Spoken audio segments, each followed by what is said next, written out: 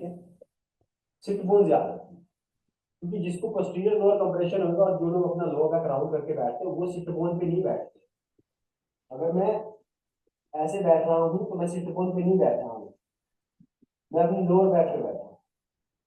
अब मैं seat bone पे वापस आऊंगा, ये मैं सिट बोन पे आ गया, मैंने ये नहीं किया, इससे मेरा थोड़ा फ्लैट हो रहा है, मैं सिर्फ सिट बोन पे आ गया।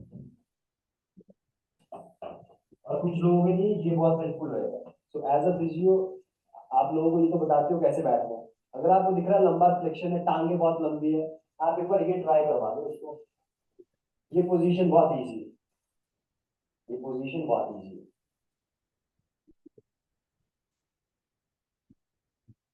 बैठते हुए भी दो चीजें करनी, मैंने आपको एक दिन बताया था, मैं थोड़ा सा और एक बार बता देता हूँ। आपने मूवमेंट सिखाना है क्लाइंट को, बिकॉज स्टैग्नेंसी से चीजें खराब होने लग जाती है। तो दो तरीके के शिफ्टिंग हम कर सकते हैं बैठे बैठे। One is going to be side to side shifting, sit बोलते हैं, wobbling between the left side right side. अभी देखो मेरा नेक का पोजीशन भी चेंज हो रहा है, left stance right stance, left stance right stance, क्योंकि अभी मेरा हील कौन है, मेरे sit bones. Left stance right stance, left stance right stance. Left pelvic tilt पे क्या होता है, ये तो होता है राइट शोल्डर नीचे, राइट आई के ऊपर। तो इस वॉबलिंग के थ्रू हम उस पैटर्न से बॉडी को बाहर लेके जा रहे हैं। व्हेन यू आर सिटिंग और योर क्लाइंट इज सिटिंग, आप उसको ये रिकमेंड कर सकते हो वॉबलिंग साइड टू साइड। अगर ये बंदा ऐसे 4 घंटे बैठ के काम कर रहा है, थोड़ा थोड़ा वॉबल कर रहा है जैसे बच्चे करते हैं, आपको खुद करके देख लेना, बॉडी में उतना स्टिफनेस फील नहीं होगा, क्योंकि इससे हम बॉडी के अंदर जो फ्लूइड का मूवमेंट है उसको रोक नहीं है। मूवमेंट चल रहा है, बॉडी स्टैग्नेशन में नहीं है। अगर बॉडी स्टैग्नेशन में नहीं है तो चीजें खराब नहीं होती, रिपकेज कंप्रेस नहीं होता, चीजें चलती है। एक हो गया साइड टू साइड, ये बहुत हेल्पफुल, ये बहुत हेल्पफुल है। ये आपका नेक का मोबिलिटी है, ये एटलेस के पोजीशन को रिस्टोर करेगा। या जिसका एटलेस C1 अटका हुआ है ऐसे, उसको थोड़ा सा ओपन कर रहा है ना, वहां पे मूवमेंट रिस्टोर कर रहा है, तो वो कायरोप्रैक्टिक एडजस्टमेंट ले तो सकता है, बट ये कब तक एडजस्टमेंट लेता रहेगा, इसको खुद अपनी बॉडी को मूव करवाना पड़ेगा ना। अगर बंदा ऐसा वॉबल करे, जिसे left stance and right stance, और इसको पैर पे करना थोड़ा मुश्किल है, ऐसे करना थोड़ा सा आसान है। अगर मैं ऐसे वॉबल कर रहा हूँ तो आप देखो मेरा नेक का पोजीशन चेंज हो रहा है। जो लोगों का C1 का मिसअलाइनमेंट है, मैक्सिमम पॉपुलेशन आप देखना लेफ्ट साइड बेंड होता है, सर्वाइकल स्पाइन में लेफ्ट साइड बेंड होता है, ऐसे देखना है ना। तो लोगों का जो बेंडिंग है वो लेफ्ट को इजी होता है, राइट को अटकते हैं लोग, ऐसे कर पाते हैं क्योंकि सबके गर्दन ऐसे अटके रहते हैं, चश्मे पहनते हैं तब भी सर टेढ़ा होता है मैक्सिमम। तो बहुत इजी एक्टिविटी, बट इसमें बहुत कुछ हो रहा है बॉडी। आप लेफ्ट स्टांस और राइट स्टांस के बीच में अल्टरनेट कर रहे हो, और ये आपके सर्वाइकल स्पाइन के लिए बहुत अच्छी चीज है, क्योंकि गेट में भी ये होता है, गेट में से बॉडी मूव नहीं करती, आपका सर्वाइकल स्पाइन भी चेंज करता है अपनी पोजीशन को। When हम राइट पे आते हैं तो C1 का जो साइड वाला जॉइंट होता है वो ऊपर प्रेस करता है, और सिर्फ उठ के यहाँ आते हैं तो लेफ्ट प्रेस करता है। अगर ये दोनों में के बीच हम अल्टरनेट कर पा रहे तो बॉडी सही रहेगा, क्योंकि C1 से इंपॉर्टेंट चीज कोई नहीं है बॉडी में, ये ईशा जी आपको पता है, या जितने कायरोप्रैक्टर या हॉस्पिटल से आते हैं आपको पता है आपका एटलस का पोजीशन कितना इंपॉर्टेंट, एटलस का पोजीशन इंपॉर्टेंट है। तो ये वॉबलिंग अगर हम करें तो बहुत अच्छा है हमारे लिए। अब आता है, अब दूसरा बहुत क्या किया जा सकता है। दूसरा इज गोइंग टू बी, आपको एक्टिव सिटिंग करनी और करवानी है। एक्टिव सिटिंग, अब मैं आपको एक्टिव और पैसिव सिटिंग के बीच का डिफरेंस बता, ये मैं सिटिंग पे इसलिए बात कर रहा हूँ क्योंकि जो लोग स्वे बैक वाले हैं, जिनका बैक फ्लैट है, उनके लिए सबसे प्रॉब्लमेटिक चीज ही सिटिंग है, क्योंकि ये लोग 10-10 घंटा बैठते हैं अपने लोअर बैक को राउंड करके, और सिट बोन का इनको कोई अवेयरनेस नहीं होता। आपके सिट बोन बहुत इंपॉर्टेंट है। 3S sit bone, sternum and scapula, sit bone sternum scapula, इन तीनों के बगैर आप पोस्चर को लाइन नहीं कर सकते। Sit bone, sit upon the sit bone, sternum ना बहुत ऊपर ना नीचे, सीधा, और scapula on the rib cage. अगर स्कैपुला आप रिब केज पे नहीं है, बहुत सीधा बंदा हो गया, तब भी बॉडी में सही से ब्रीदिंग नहीं जाएगा। बैक में एयर तभी जाता है जब स्कैपुला अच्छे से रिब केज पे रेस्टेड होता है, तो scapula is very important. So now second thing is this, this is hinging, mild form of hinging. यहाँ पे लोग गलती क्या करेंगे,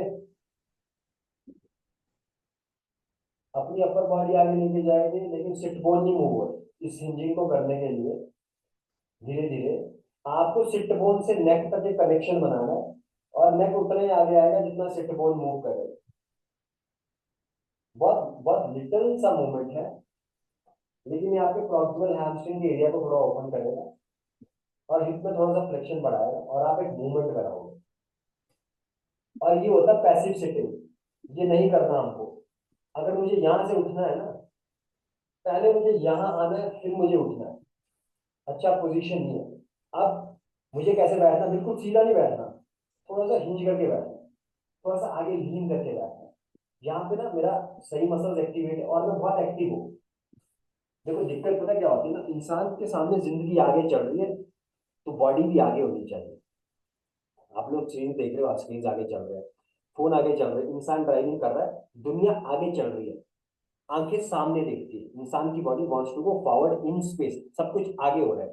लेकिन यहाँ पे हम करते क्या है, हमारी बॉडी पीछे जा रही है और खुद हम आगे जाना चाहते हैं। एक ऑपोजिट कंडीशन क्रिएट कर दी ना हमने अपने लिए।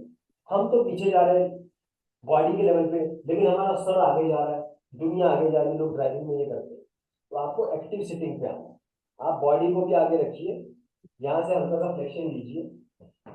कुछ लोगों को ये लेने की जरूरत पड़ सकती है। इसके बाद मैं यहाँ पे थक नहीं रहा हूँ, भले लग सकता है यहाँ पे इंसान थकेगा, और आप कभी कभी स्लाउच भी कर सकते हो, but this is active sitting. अब मुझे कुछ भी करना, रोटेट करना, मैं रेडी हूँ। यहाँ से कहाँ रोटेट करूँ, ये देखो स्पाइन का लेंथ लूज हो गया यहाँ पे। अब सिट बोन पे आया, स्पाइन का लेंथ है। अब देखो स्पाइन का लेंथ गया। यहाँ से अगर हम नीचे तक मेजर करें, स्पाइन का लेंथ का मतलब पीठ सीधा करना नहीं है, जस्ट सिट बोन पे बैठना है। सिट बोन पे बैठते ही हल्का सा लॉर्डोसिस आया, टाइफोसिस आया, ठीक है। थोड़ा मैंने अपने हिप्स को एलिवेट कर दिया, इसके बाद मेरा स्पाइन फ्री है और मैं थोड़ा सा आगे लीन करके रहा हूँ। This is active sitting. Same concept chair पे बैठने में भी यूज होता है। चेयर पे ऐसे बैठने के बजाय आप बिल्कुल पीछे बैठिए चेयर पे ऐसे, और हल्का सा हिंज रखिए। अब आप काम कर लो, नाउ यू आर एक्टिव, आप कुछ भी कर लो। सिटिंग का जो परफेक्ट सिटिंग है उसका एक रूल होता है, आपका जो रिबकेज है ना, वो आपके बट से थोड़ा आगे होना चाहिए। बट स्ट्रेच होना चाहिए, बट बड़ा होना चाहिए और बट पीछे होना चाहिए। तो ये अपने आप आपको हिंज में लेके जा रहा है। और जो लोग अच्छे हिंजर्स होते हैं वो ऐसे ही बैठते हैं।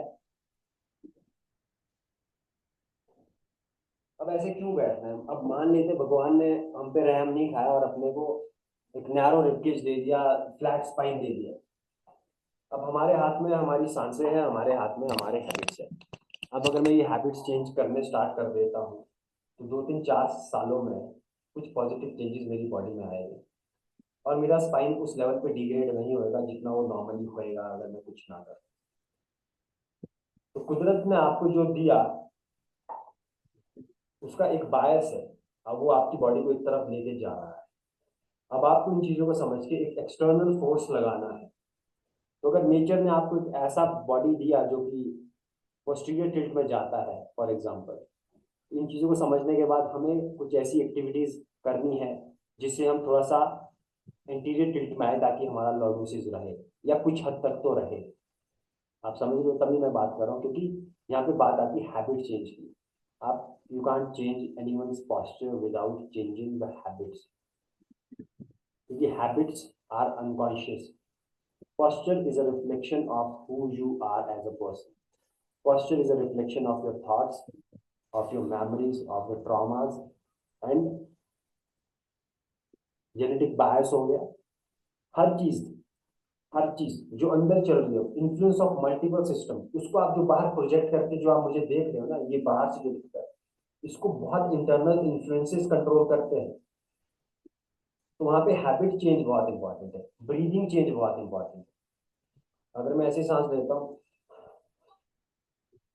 बचपन से मैं ऐसे बैठता हूँ, बचपन से मैं बहुत डरा हुआ बच्चा था, अब मेरी इंटीरियर चेन टाइट हो जाएगी, मेरे इंटीरियर फैशियल लाइंस टाइट हो जाएगी, क्योंकि हम डर पे बॉडी को क्लोज ऑफ कर देते हैं। तो ये ऐसे शोल्डर्स जिसमें ट्रपीजियस हमेशा एलिवेटेड रहते हैं, जिनके ट्रपीजियस एलिवेटेड रहते हैं, that is a threat response. वो खुद को छुपाने की कोशिश कर रहे हैं दुनिया से, और ये बचपन से आ रहा है। जो बच्चा बचपन में जिस बच्चे के साथ अब्यूज हो या कुछ प्रकार का ट्रॉमा उसको रहा है, तो फिर उसकी बॉडी में वो ट्रॉमा स्टोर है, वो जनरली यहाँ पे स्टोर होता है, तो फ्रंट लाइन टाइट हो जाए, अब वो बच्चा ऐसे ही बैठता है। बट इसको तो करेक्ट किया जा सकता है ना, वो तो डर के मारे ऐसे बैठा है, और बॉडी मतलब वो 25-30 साल का हो गया है, 20 साल का हो गया है, लेकिन बॉडी अभी भी उस डर में भी कुछ हो जाएगा तो बॉडी अभी भी उसको क्लोज ऑफ करके रखा है, जिसकी वजह से पूरा फ्रंट एरिया टाइट हो चुका है। अब वो इंसान जब इसे ओपन करेगा, यहाँ पे ब्रीथ करेगा, तो फिर वो चीजें इंप्रूव हो सकती है धीरे धीरे। इसलिए आपको हैबिट चेंज पे भी जोर देना है, राइट हैबिट चेंज करवाना है। जिन लोगों को बहुत इंटीरियर टिल्ट है उनको आप कहो आप रिलैक्स हो गए। इसमें भी मैं आपको आज स्वे बैक वालों को ज्यादा टच कर रहा हूँ, ठीक है जी। वॉबलिंग दो होगी, एक लेफ्ट राइट की वॉबलिंग, एक फ्रंट बैक की वॉबलिंग, ठीक है।